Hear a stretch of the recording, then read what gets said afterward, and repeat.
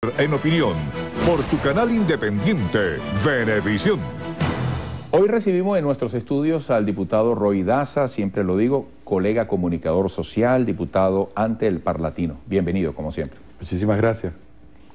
Diputado, primero un análisis de la realidad. Usted como parlamentario necesita, es su deber estar conectado con la realidad, no negarla. ¿Cómo se plantean las cosas y sobre todo las respuestas del Ejecutivo en coordinación con todas las instituciones posibles y la sociedad venezolana? ¿Realmente se está adelantando en la solución de los problemas que tiene Venezuela hoy? Mira, hay que identificar los problemas. Los problemas siempre en un país son muchos, ¿no? Es decir, no existe un país que no tenga problemas, eso no hay ninguno en el mapa, ¿no?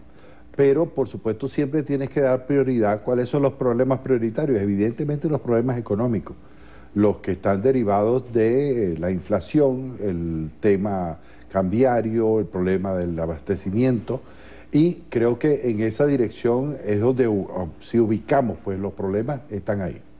Sobre esto yo he planteado en mis artículos, en la prensa, en algunas exposiciones que he hecho, que tenemos que tomar tres tipos de decisiones.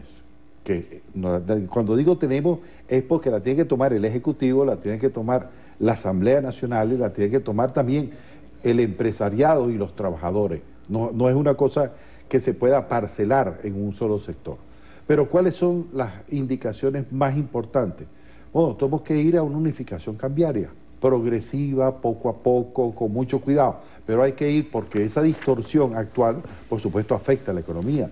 En segundo lugar, el gobierno ha hecho un inmenso esfuerzo por el tema del abastecimiento y lo seguirá haciendo. Y creo que hay que reconocer incluso que ya la población está reaccionando frente a lo que popularmente se llama el bachaqueo. Es decir, ya la gente está reaccionando, digamos, de manera positiva frente a esa situación. Y tienes una política fiscal que ajustar, y esto es una tarea de la Asamblea Nacional. Es decir, tenemos que ir a un nuevo contrato político en materia fiscal, discutido en la Asamblea Nacional, discutido obviamente con el Ejecutivo y con los empresarios y con los trabajadores, para poder llegar a un acuerdo que haga recuperar la economía en términos que podrían ser en breve plazo si el acuerdo es alto y se alargaría si el acuerdo no llega. Y en esto juega un papel muy importante llegar a un acuerdo con los factores de la oposición. Es muy importante qué va a hacer la oposición en este sentido. Usted está hablando clarito y muy puntual. Unificación cambiaria, nuevo contrato político en materia fiscal. Bueno, está el tema de la reventa, el llamado bachaqueo, y se pregunta de qué manera puede reaccionar la oposición. Pero ¿se avanza en estas prioridades que usted está planteando realmente? Porque en el tema del bachaqueo hay bastantes controles. Han surtido efecto, hay menos colas con las máquinas captahuellas, con los terminales de cédulas. Ha mejorado en alguna medida la productividad. Acabamos de presentar una información donde los trabajadores de una empresa fabricante de atún enlatado vienen a protestar no para ganar más, que deben tener esa necesidad, sino para que el gobierno se haga responsable de la entrega de los metales que se requieren para hacer las latas y que la gente pueda comer atún, porque no se puede comer atún habiendo atún. ¿Se avanza en eso que usted acaba de reseñar? Se avanza en lo del abastecimiento, pero la distorsión de tener un dólar paralelo o un dólar muy alto y un dólar a 6.30, esa distorsión económica no la resiste ninguna economía. Y es importante ir caminando hacia eso. Eso no se puede hacer de un solo golpe, ni se puede hacer tampoco de manera irresponsable. No se trata de eso. Se trata de ir dando pasos, como bien lo explicaba el presidente en su alocución de enero. Es decir, estos son medidas transitorias, por lo tanto, son medidas transitorias que van a irse modificando. Ahora, pero es muy importante lo fiscal y es muy importante la política monetaria, porque son tres ejes de la solución de fondo. Ahora, ¿cuál es la solución en concreto desde el punto de vista porque es lo que es una política económica? Hoy están ubicados en la macroeconomía, pero en el largo plazo están ubicados en levantar la producción no petrolera, porque nuestra producción petrolera es muy buena. y sigue siendo buena. Y es una de las ventajas comparativas que nuestra economía tiene. Porque independientemente de la situación de los precios en este momento, nuestra gran ventaja comparativa con respecto al mundo y con respecto a nuestra propia realidad interna es ser un gran país petrolero. Muchos países quisieran tener la fortaleza que en materia energética nosotros tenemos. Diputado, como parlamentario, como parlatino, que por cierto recientemente fue noticia el hecho de que ya no serán elegidos a través de las parlamentarias generales, sino designados desde decisiones de la Asamblea Nacional. Es interesante oírle hablar de estas especificidades que tienen que ver con la situación interna del país. Ahora, además de preguntarle si usted como parlatino tiene voz a estos efectos internos, ¿cuál es su opinión sobre esa decisión de que ya no se eligen a los parlamentarios del Parlamento Latinoamericano como antes?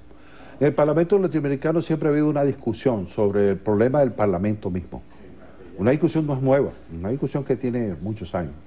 El Parlamento Latinoamericano se ha planteado ser el brazo legislativo de la CELAC, es decir, de la Comunidad de Estados Latinoamericanos y Caribeños. Yo creo que el Parlamento Latinoamericano está muy lejos de eso, porque el Parlamento Latinoamericano requiere de una transformación profunda.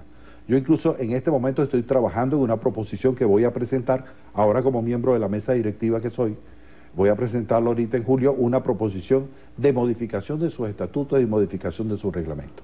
Porque tal como está hoy el Parlamento Latinoamericano, no encaja dentro de lo que son los procesos de integración. Y desde el punto de vista de la elección, lo que se cambia es un método. Lo que hicimos fue tomar el método que dice el tratado. El tratado dice que se escogen de los parlamentos como los otros 25 delegaciones que de los otros países que se escogen del seno de la Asamblea Nacional. Eso es un hecho. Ahora, eso pone en ventaja a aquellos candidatos que tienen para su apoyo la mayoría dentro del Parlamento.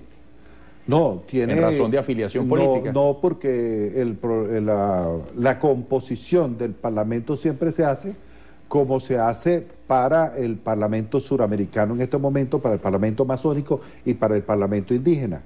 ¿Cuántos votos tiene cada bancada?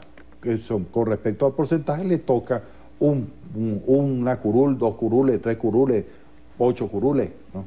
Proporcionalidad. Es una proporcionalidad que se da, que siempre fue así, y así es en los otros países igualmente, sí.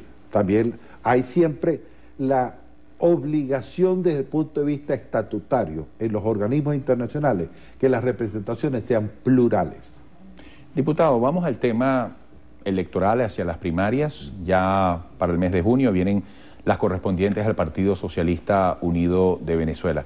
Yo quisiera que en este mismo planteamiento o en la respuesta que usted me va a dar, incluya su análisis sobre lo que ha sido este proceso interno y luego algún comentario sobre la decisión de la Mesa de la Unidad Democrática de no ir a la marcha que inicialmente convocó Leopoldo López.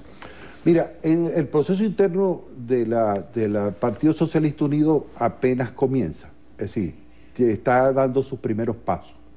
Yo creo que lo más importante del proceso interno es la unidad del partido y además poder ir a convencer al electorado venezolano, al pueblo venezolano, de que es positiva esa reacción que ha habido en la ciudadanía con respecto al bachaqueo, con respecto a la especulación, porque eso es uno de los temas más importantes de una campaña electoral. ¿Y cuál es el otro tema importante de una campaña electoral? El problema de la inseguridad, ¿no? Es decir, sobre lo cual tiene que haber un acuerdo político, sobre lo cual tiene que haber conciencia y consenso político. Esos son con respecto a la elección, que creo que además es un hecho normal de un país democrático, es decir, no es nada extraordinario que las fuerzas políticas escojan a su candidato. Y en relación a la proposición que hace el señor Leopoldo López de una marcha para el sábado, la Mesa de la Unidad Democrática acaba de decir que no va a ir, es decir, que no asume la proposición. En todo caso, el que fue candidato presidencial, Enrique Capriles Radonsky, acaba de declarar que sí va a estar. Eso lo que revela es el despelote de la oposición. Es decir, eso lo que revela es la ausencia de política y lo que revela que hay una parte de la oposición que no apuesta ni a las elecciones ni a la vía constitucional ni a la vía democrática, sino apuestan a la guarimba. Esos que están apostando a la guarimba, esos que están apostando a las acusaciones contra el compañero Diosdado Cabello, que están apostando a las acusaciones contra el compañero El Aizami, que están, digamos, tratando de aislar políticamente a Venezuela, van a fracasar, como fracasaron el año pasado. Yo estuve aquí, en este mismo sitio, ¿no? Y creo que lo dije desde el primer momento. Eso va a fracasar, porque hay una parte del pueblo venezolano que no acompaña la revolución bolivariana, que no acompaña el proceso político chavista en el cual nosotros estamos, pero que se opone a eso, pero que en ningún momento va a estar de acuerdo ni con violencia, ni con guarimba, ni con muerte, ni con nada de esto terrible que tuvo que vivir el país el año pasado. Para cerrar, ¿qué autocrítica le haría al proceso revolucionario, pero exigiendo una corrección inmediata en razón de todo este análisis que usted ha compartido?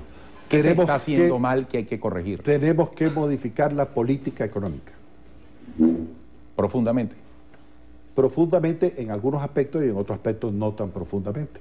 Porque hay que profundizar en los temas de macroeconomía, que creo que hay que hacer una revisión y una reforma a fondo, y hay que profundizar en materia de fortalecimiento del salario y fortalecimiento